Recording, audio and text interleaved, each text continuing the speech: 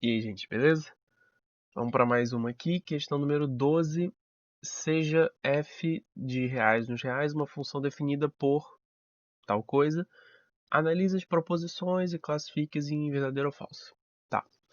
Então, repara que essa função ela é dividida em dois pedaços. O primeiro pedaço é uma reta, x menos 3, e o segundo pedaço é uma parte de uma parábola, x ao quadrado sobre 4 menos x. Tá. Primeira coisa que eu indico para você fazer nessa questão é ver o gráfico dessa função. Principalmente pensando no ponto em que passa de uma função e vai para outra, ou se tem algo de especial nesse ponto. Então, basicamente, desenha, faz um esboço do gráfico de x menos 3, faz um esboço do gráfico de x ao quadrado sobre 4 menos x e dá uma olhada o que acontece no ponto de virada. E quando você faz isso, você chega nisso aqui, basicamente. O tracejado é aquilo que seria a função, mas que para o que a gente está fazendo não vai contar. Então, para x menor ou igual a 2, a gente tem aquela parte da reta vermelha cheia.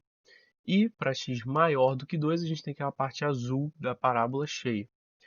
Quando você monta a parábola, você acha raízes 0 e 4. É fácil de verificar isso. E, portanto, o x do vértice vai ser 2, que é exatamente o ponto de virada. E a gente vai ver que isso vai ser importante. Então, você segue na função f, você segue uma reta. Depois que você chega no x igual a 2, você passa a seguir um arco de parábola. E aí já entra na primeira afirmação que ele fala assim, a função f é injetora. Isso é verdadeiro. Por quê? Porque é o seguinte, análise gráfica. Se fosse a reta puramente, ela seria injetora. Então todo o pedaço da reta eu garanto que é injetora, porque funções afins são injetoras por natureza, porque elas são sempre estritamente crescentes ou decrescentes. No caso aqui é estritamente crescente. Então, por isso eu garanto a injetividade. E parábolas, funções do segundo grau normalmente não são funções injetoras. Então, por que que essa função aqui montada a partir desses dois retalhos é injetora? Porque eu peguei exatamente a parte do vértice para frente. Ou seja, eu peguei uma parte estritamente crescente, do vértice até lá em cima. Eu peguei a parte a partir da qual não há repetições de f, porque a injetividade é isso, é você para f's iguais, você tem que ter o mesmo x, ou seja, dois x's diferentes não podem gerar o mesmo f, e é isso que acontece numa parábola comum. Por exemplo, o próprio x igual a 0 e x igual a 4. E os dois geram y igual a 0. Se a gente estivesse pegando a parábola toda, a gente não poderia dizer que a função é injetora. Como a gente está pegando exatamente a parte que divide a parábola no meio, eu posso garantir para você que a função é injetora. Tem esse argumento e tem o argumento da crescência, que se você pegar o vermelho cheio e o azul cheio, você tem uma função que é estritamente crescente. Tem uma mudança na forma que ela cresce, mas ela continua crescendo estritamente. Também por isso, a segunda afirmativa é verdadeira, por tudo que a gente já falou. A função é crescente em todo o intervalo real, né? É, a única parte que poderia ser decrescente é a parte da parábola que a gente tirou, é exatamente ela, tudo bem? E aí, sobra então apenas a terceira. Claro, dado que você fez o gráfico, dado que você analisou injetividade e crescimento, e você achou que as duas primeiras são verdadeiras, morreu. Letra B e segue a vida, tá? Claro, eu vou analisar a terceira com vocês, mas letra B era a única possibilidade. Como que você faz para analisar a B? A B fala de função inversa. E ele certamente, a gente já sabe que tem que ser verdadeira, né? Pela opção. E de fato, ele separa em dois intervalos, Porque, claro, a função está separada em dois intervalos. Então a inversa também tem que estar. Então, pensando, a gente vai basicamente fazer a inversa do primeiro intervalo e a inversa do segundo.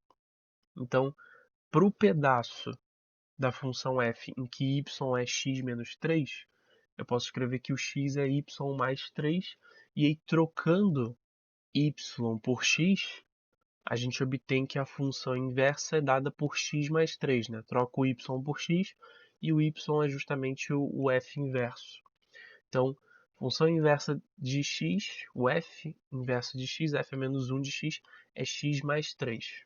Faz sentido, né? Se o f é pega o número, diminui 3, o inverso disso é pegar o número, somar 3. Feito. Aí você fica com isso.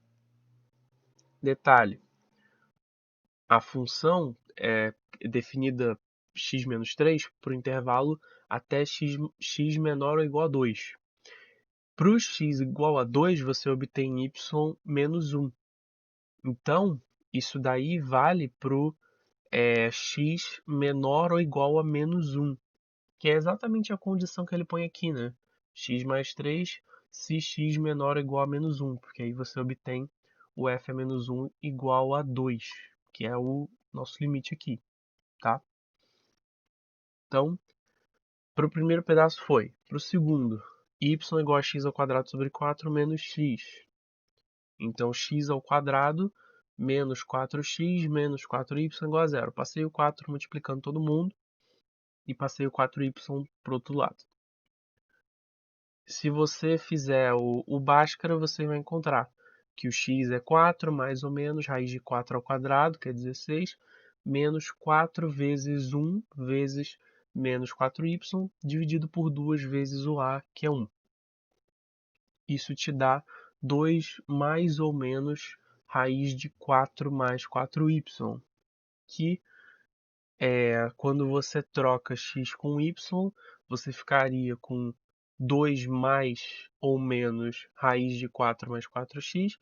E por que que você dispensa o menos? Porque a gente está justamente pensando só de um lado da sua parábola, né? A gente está pensando nos caras que são maiores que 2, certo? A gente não está pensando nos caras que são menores que 2, porque justamente o nosso intervalo começa no x maior do que 2. E mais uma vez, se você parte do x maior que menos 1, né? O nosso resultado ele tem que ser maior do que 2, mas a gente parte do x maior do que menos 1 para a gente obter, né, uma raiz maior do que zero aqui. Isso fica evidente. Tudo bem?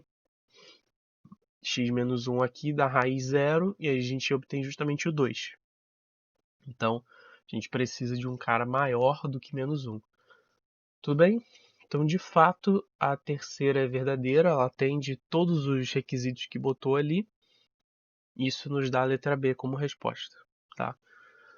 Então, espero que vocês tenham entendido. Não era uma questão difícil dado o fato de que você conseguia fazer a primeira e a segunda análise delas e acabava a questão, porque a terceira era um pouquinho mais chata, mas ainda assim, não era tão difícil, tá? Claro, tempo, mas tudo bem.